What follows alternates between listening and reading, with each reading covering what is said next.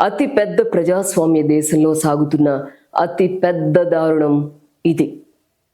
మరుగుదొడ్డి ట్యాంకులు తోడించడం, అపరిశుభ్రమైన లెట్రిన్లను క్లీన్ చేయించడం, మురుగు కాలువలు, డ్రైనేజ్ హోల్స్ పూడికలు తీయించడం అనే విధుల కోసం నియమితులయ్యేవారే మాన్యువల్ స్కావెంజర్స్.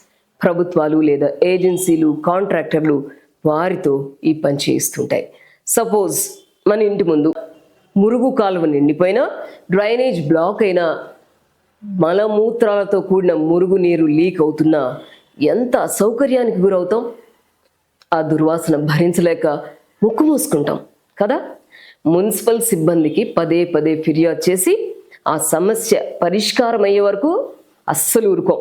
అయితే ఆ సమస్యను చక్కదిద్దడానికి మనలాంటి మనుషులే రంగంలోకి దిగి పనిచేస్తారన్న కనీస స్పృహని మనం విస్మరిస్తాం. కొన్ని సందర్భాల్లో వాళ్ళు ఆ ప్రమాదకర డ్రైనేజ్ హోల్స్లోకి దిగి మరీ పనిచేస్తారు. అది చూసి చూడనట్టుగా ప్రవర్తిస్తాం. పైగా వారు ఎదురు పడితే చీదరింపులతో తప్పుకుంటాం. తోటి మనిషిలా ట్రీట్ చెయ్యం.